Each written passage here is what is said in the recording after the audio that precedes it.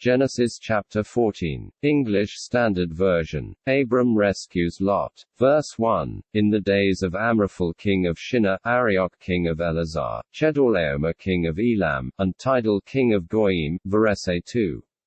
These kings made war with Bera king of Sodom, Birsha king of Gomorrah, Shinab king of Admah, Shemeber king of Zeboiim, and the king of Bela, that is, Zoar. Verse 3, and all these joined forces in the Valley of Siddim, that is, the Salt Sea, verses 4. 12 years they had served Chedorlaomer, but in the 13th year they rebelled. Verse 5, in the 14th year Chedorlaomer and the kings who were with him came and defeated the Rephaim in Ashteroth-karnaim, the Zuzim in Ham, the Elam in Shaveh-kiriathaim, verse 6. And the Horites in their hill country of Seir as far as El-paran on the border of the wilderness. Verse 7, then they turned back and came to En-mishpat, that is, Kadesh, and defeated all the country of the Amalekites, and also the Amorites who were dwelling in Hazazon-tamar. Verse 8, then the king of Sodom, the king of Gomorrah, the king of Admah, the king of Zeboiim, and the king of Bela, that is, Zoar, went out, and they joined battle in the Valley of Siddim. Verse 9. With Chedorlaomer king of Elam, Tidal king of Goiim, Amraphel king of Shinar, and Arioch king of Ellasar, 4 kings against 5. Verse 10, now the Valley of Siddim was full of bitumen pits, and as the kings of Sodom and Gomorrah fled, some fell into them, and the rest fled to the hill country. Verse 11, so the enemy took all the possessions of Sodom and Gomorrah, and all their provisions, and went their way. Verse 12, they also took Lot, the son of Abram's brother, who was dwelling in Sodom, and his possessions, and went their way. Verse 13, then one who had escaped came and told Abram the Hebrew, who was living by the oaks, of Mamre the Amorite, brother of Eshcol and of Anna. These were allies of Abram. Verse 14, when Abram heard that his kinsman had been taken captive, he led forth his trained men, born in his house, 318 of them, and went in pursuit as far as Dan. Verse 15, and he divided his forces against them by night, he and his servants, and defeated him and pursued him to Hobah, north of Damascus. Verse 16, then he brought back all the possessions, and also brought back his kinsman Lot with his possessions, and the women and the people. Abram blessed by Melchizedek. Verse 17. After his return from the defeat of Chedorlaomer and the kings who were with him, the king of Sodom went out to meet him at the valley of Shaveh, that is, the king's valley. Verse 18, and Melchizedek king of Salem brought out bread and wine. He was priest of God Most High. Verse 19. And he blessed him and said, blessed be Abram by God Most High, possessor, of heaven and earth. Verse 20. And blessed be God Most High, who has delivered your enemies into your hand. And Abram gave him 1/10 of everything. Verse 21. And the king of Sodom said to Abram, give me the persons, but take the goods for yourself. Verse 22, but Abram said to the king of Sodom, I have lifted my hand, to the Lord, God Most High, possessor of heaven and earth. Verse 23. That I would not take a thread or a sandal strap or anything that is yours, lest you should say, I have made Abram rich. Verse 24. I will take nothing but what the young men have eaten, and the share of the men who went with me. Let Anna, Eshcol, and Mamre take their share.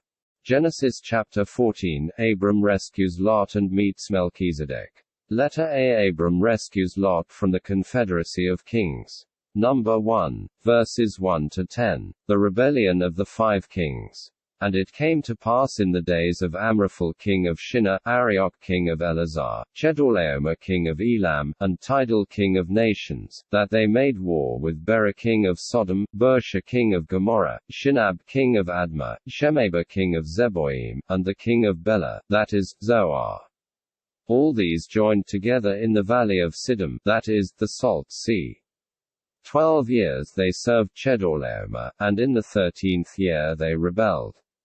In the 14th year Chedorlaomer and the kings that were with him came and attacked the Rephaim in Ashteroth-karnaim, the Zuzim in Ham, the Elam in Shaveh-kiriathaim, and the Horites in their mountain of Seir, as far as El-paran, which is by the wilderness.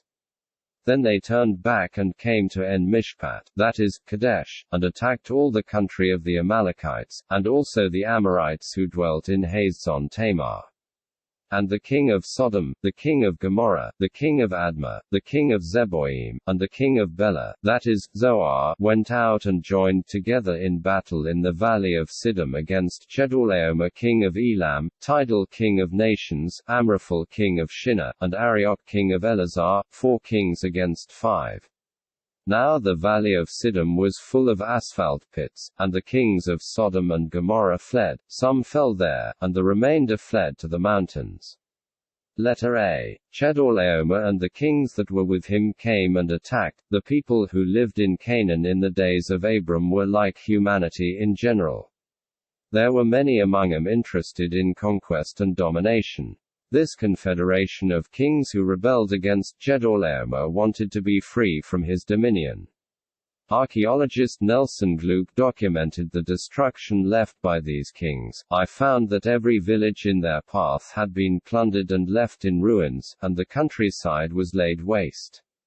The population had been wiped out or led away into captivity. For hundreds of years thereafter, the entire area was like an abandoned cemetery, hideously unkempt, with all its monuments shattered and strewn in pieces on the ground, cited in Morris.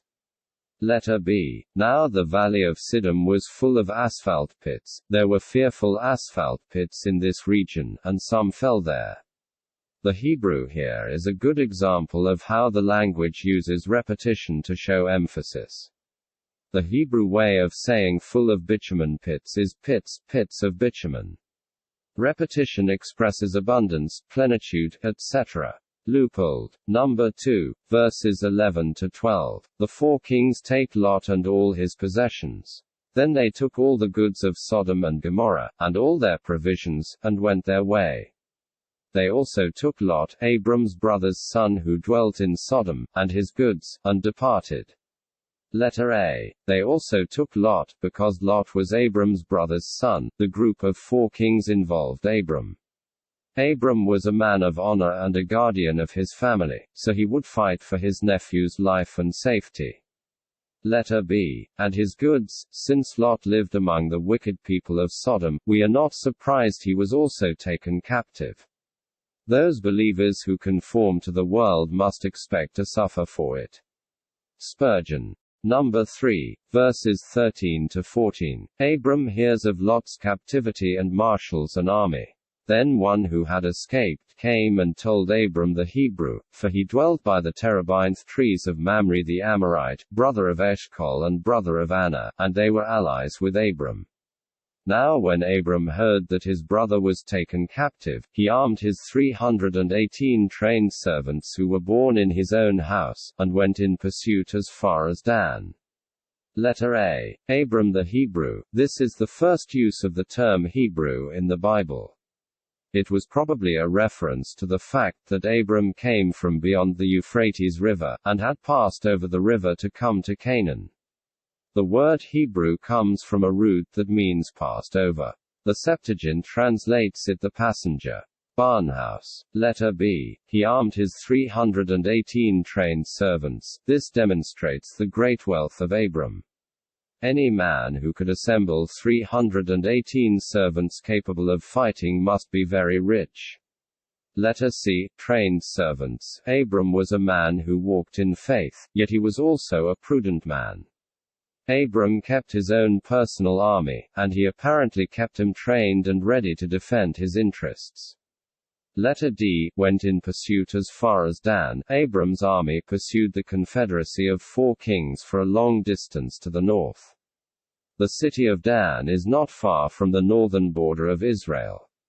The gates of the city of Dan from Abram's time have been discovered by archaeologists and can be viewed at the Israeli National Park at Dan. Number 4, verses 15 to 17. Abram leads his army to victory over the 4 kings.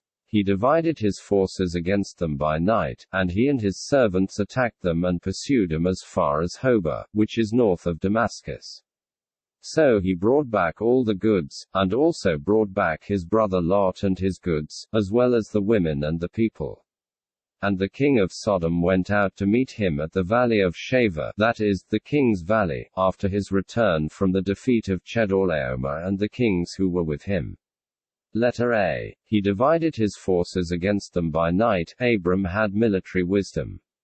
Using the clever tactic of a night attack with his army split into two groups, he succeeded in rescuing Lot and recovering all the plunder, all the goods, seized by the partnership of the four kings. Letter B. Also brought back his brother Lot and his goods. Unfortunately, Lot moved right back to where he was before in Sodom. He refused this warning from God and would eventually lose everything when Sodom and Gomorrah were ultimately judged. Genesis chapter 19 verses 24 to 25. We may see a story in the account of Abram's rescue of Lot. We were those off in sin and shame, rescued by one who left his safety and happiness. Our kinsman Redeemer went to great trouble and distance, and with his courage and daring defeated the mighty enemy that had put us in bondage, and he took all the enemy's spoil. Letter B. Abram and Melchizedek. Number 1, verses 18 to 20. Abram meets Melchizedek. Then Melchizedek king of Salem brought out bread and wine. He was the priest of God Most High.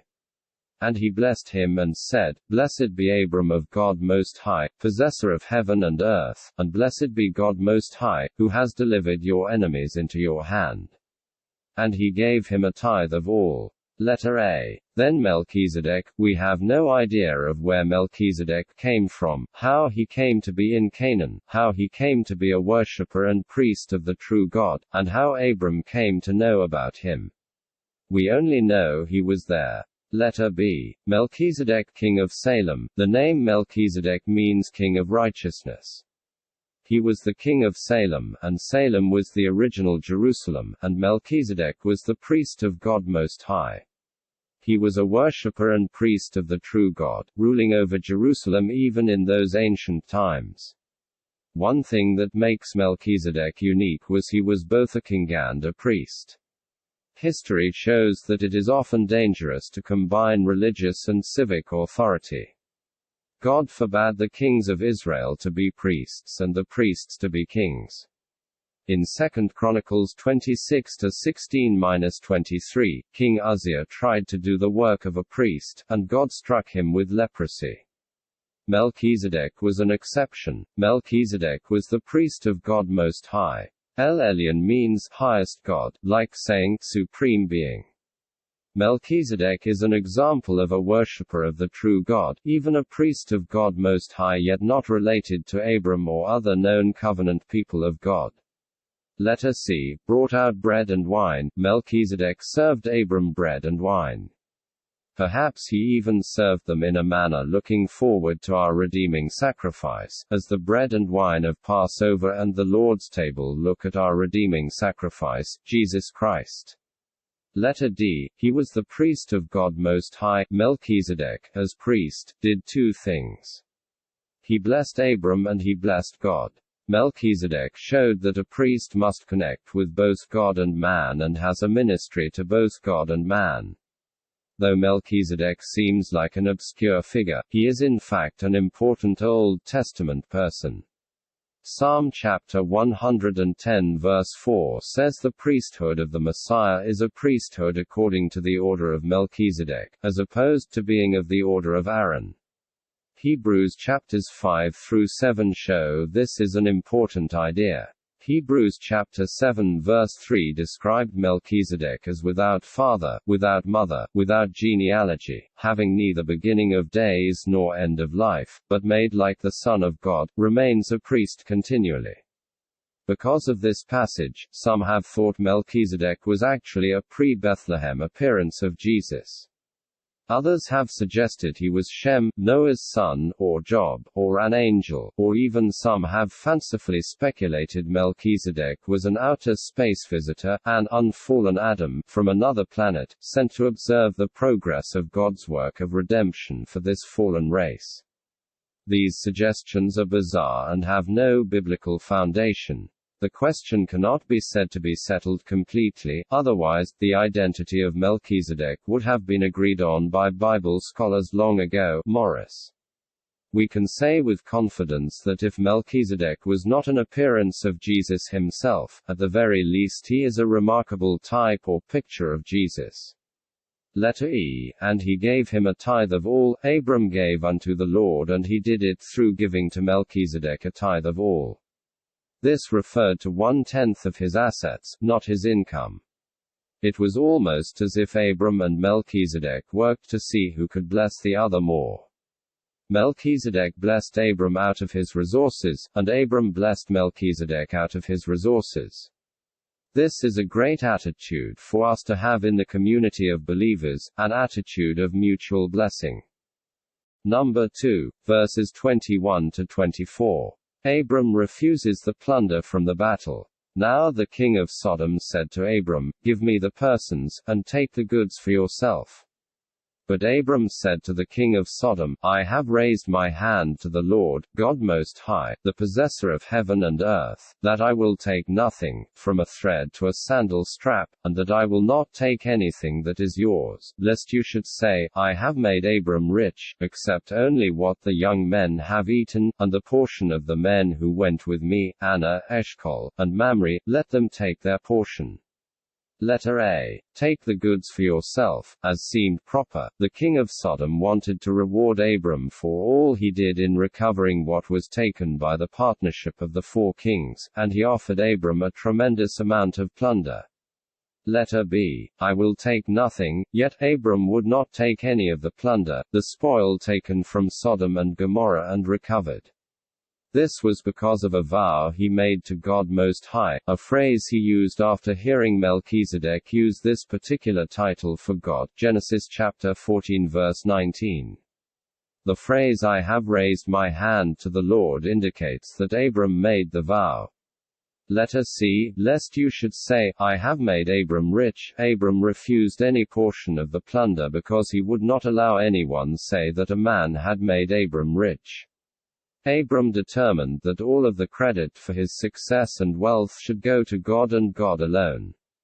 If success does come when we pursue human measures of success, using man-centered wisdom and methods, how can we really say that God gave the success?